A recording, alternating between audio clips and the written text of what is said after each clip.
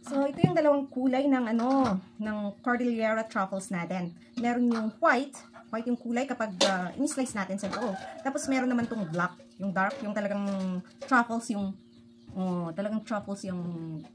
inside niya. Yung sabi ng kapatid ko or yung taga dito sa amin, yung white daw, itong white, babae daw to. Tapos yung black is lalaki siya.